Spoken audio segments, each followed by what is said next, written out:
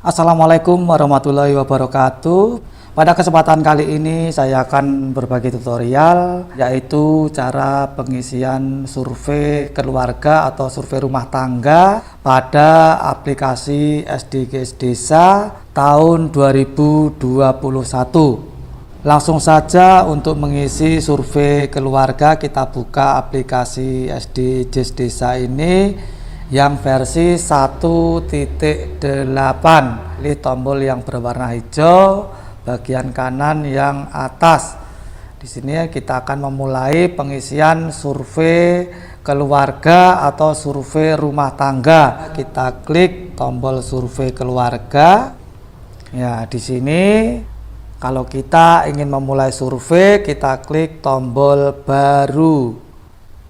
Nah, ini kita berarti akan memasukkan data baru anggota atau kartu keluarga baru. Di sini yang kita masukkan adalah data kepala keluarganya. Kita masukkan dulu nomor RT-nya. Di sini kita masukkan 3 digit. Setelah itu kita masukkan nomor kartu keluarga. Ini ada sekitar 16 digit, kita masukkan. Dan untuk langkah selanjutnya kita masukkan di sini nama kepala keluarga atau nama kepala kakak. Di sini kita masukkan alamat, nama dusunnya, nomor HP, kita masukkan nomor HP yang masih aktif, nomor telepon kabel. Ini kalau mempunyai bisa kita masukkan, tetapi kalau tidak punya kita kosongi saja. Setelah itu kita masukkan nomor NIK kepala keluarga. Di sini NIK-nya kita masukkan. Tempat tinggal yang dimiliki, apakah milik sendiri, apakah ngontrak, sewa atau bebas sewa. Kalau contohnya kita tinggal di rumah mertua, ini bisa kita kategorikan bebas sewa.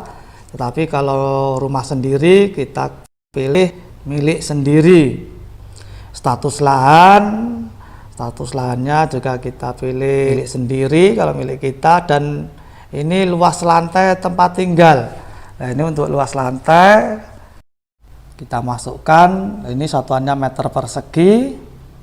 Luas tanah, nah ini berarti luas bangunan rumah ditambah dengan luas pekarangannya. Ini sebagai contoh 250 meter persegi. Jenis lantai tempat tinggal, nah ini kita bisa pilih, kita lihat situasinya apakah lantainya marmer, keramik, atau ubin biasa, atau semen, atau masih tanah. Kalau sudah keramik bisa kita pilih keramik. Dilanjutkan dengan dinding sebagian besar rumah. Nah ini kalau dindingnya kayu bisa kita pilih kayu. Kalau semen bisa kita pilih semen. Jendelanya ada atau tidak, ada atau berfungsi atau tidak berfungsi, kita pilih. Atapnya apakah kayu jerami atau genteng, kita pilih. Untuk penerangan rumah bisa kita pilih PLN. Energi untuk memasak ini sudah jelas. Memakai gas LPG, tempat pembuangan sampah ada atau tidak, ini kalau ada di tempat sampah. Fasilitas MCK, nah ini untuk mandi, mencuci dan lain-lain, ini milik sendiri atau berkelompok atau milik umum. Kalau milik sendiri kita pilih milik sendiri. Fasilitas buang air besar di jamban sendiri, jamban umum atau di sungai. Kalau milik sendiri ya kita pilih jamban sendiri. Sumber air minum ini dari ledeng atau dari sumur. Nah, kalau beli dari isi ulang kita bisa pilih isi ulang atau kemasan. Tempat pembuangan air limbah ini ada atau tidak. Apakah dibuat pada lubang di tanah atau dibuang ke sungai, atau ada tempat pengelolaan limbahnya. Ini kita pilih lubang di tanah. Rumah berada di bawah sutet atau tidak. Kalau iya pilih ya, kalau tidak kita pilih tidak. rumah di bantaran sungai, apakah terletak di pinggiran sungai, iya atau tidak. Rumah di lereng bukit kita pilih. Secara keseluruhan kondisi rumah, nah ini di sini apakah kumuh atau tidak kumuh, bisa kita pilih, kita saksikan. Nah ini setelah semua terisi, lalu langkah selanjutnya adalah kita klik tombol simpan. Nah ini simpan sukses, oke. Ini setelah kita menyimpan, maka dilanjutkan ke akses pendidikan. Nah ini kita klik akses pendidikan. Fasilitas PAUD. Nah ini untuk PAUD, rumah kita ada berapa kilometer. Kalau setengah kilo kita tulis 0,5. Jarak tempuhnya berapa menit, 0,25 kalau 15 menit. Kemudian kita pilih mudah, lalu kita klik simpan. Nah ini untuk PAUD sudah berhasil disimpan. Setelah itu kita klik tombol baru. Nah ini tadi PAUD, sekarang TK. Nah ini untuk TK jarak tempuhnya berapa. Kalau TK dan PAUD-nya berada satu lokasi, kita tuliskan sama. Nah ini setelah itu kita klik tombol simpan. Nah ini sudah berhasil menyimpan TK. Lalu kita klik tombol baru. Untuk SD, SD-nya jaraknya dari rumah yang kita survei itu berapa. Kalau jaraknya 1 km, kita bisa masukkan angka 1. Waktu tempuhnya kalau 15 menit ya 0,25 jam. Kemudian mudah, lalu kita klik tombol simpan. Nah ini lalu kita tambahkan lagi baru.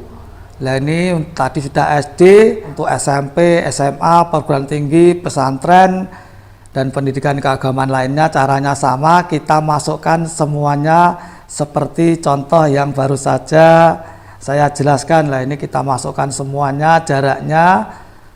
Nah ini setelah itu, setelah selesai semua sampai perguruan tinggi kita masukkan, kita lanjutkan untuk mengisi akses kesehatan. Nah ini untuk akses kesehatan, untuk fasilitasnya di sini kita pilih dulu rumah sakit. Jarak tempuhnya kalau ke rumah sakit berapa kilometer? Contohnya 10 km. Jarak tempuhnya berapa jam? Untuk kemudian kita pilih mudah atau sulit. Kalau mudah kita pilih mudah, lalu kita klik tombol simpan. Nah ini kita masukkan rumah sakit, lalu kita klik tombol baru. Nah di sini untuk langkah selanjutnya kita masukkan rumah sakit bersalin. Nah, ini kita pilih rumah sakit bersalin. Kalau rumah sakitnya letaknya sama dengan rumah sakit bersalin, kita tulis atau kita isi sama 10 km, jarak tempuhnya 1 jam, kemudian mudah, kita pilih simpan. Nah ini sudah, kita klik tombol baru lagi, kita masukkan poliklinik. Ini poliklinik jaraknya berapa dari rumah kita yang akan kita survei itu. Kalau dekat misalnya 1 kilo, jarak tempuhnya 0,25, mudah, lalu kita klik tombol simpan, dan seterusnya kita isi sampai puskesmas, poskesdes, posyandu, apotek, dan toko obat kita masukkan seperti itu. Komplit lengkap. Setelah lengkap, lalu kita lanjut untuk akses tenaga kesehatan. Ya, di sini untuk tenaga kesehatan kita pilih dokter spesialis. Jarak tempuhnya dokter spesialisnya 5 km. Waktu tempuhnya 0,5 jam, mudah. Kita klik simpan. Nah, ini dokter spesialisnya 5 km. Lalu kita tambah fasilitasnya. Sekarang dokter umum kita tambahkan jaraknya berapa? Misalnya 2 km. 0,25, lalu kita klik simpan. Kita klik tombol biru. Nah, ini kita masukkan selanjutnya bidan, tenaga kesehatan, dan juga dukun. Kita masukkan semuanya. Kalau sudah kita masukkan semuanya, kita lanjut untuk mengisi akses sarana prasarana. Nah, di sini untuk lokasi sarana lokasi kerjaan utama, jenis transportasi darat.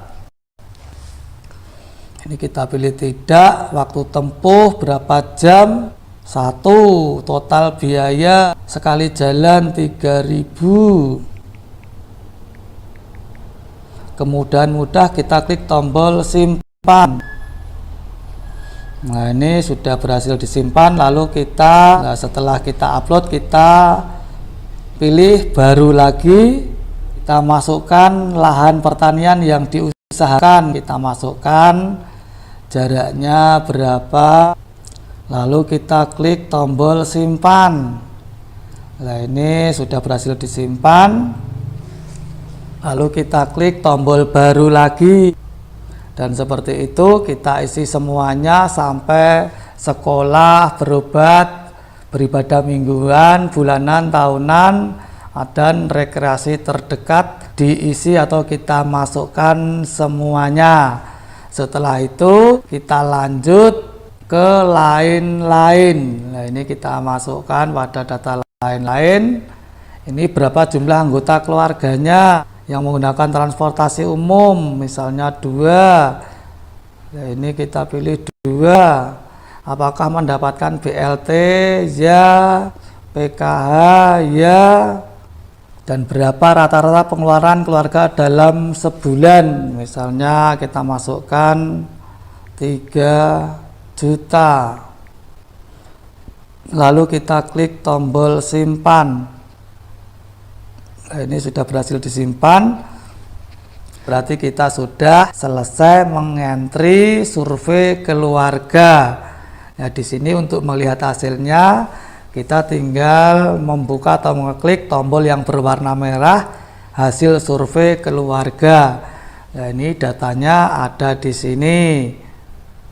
Ya, buat rekan-rekan, demikianlah cara mengisi survei keluarga atau survei rumah tangga. Kurang lebihnya mohon maaf, semoga bermanfaat buat rekan-rekan semuanya.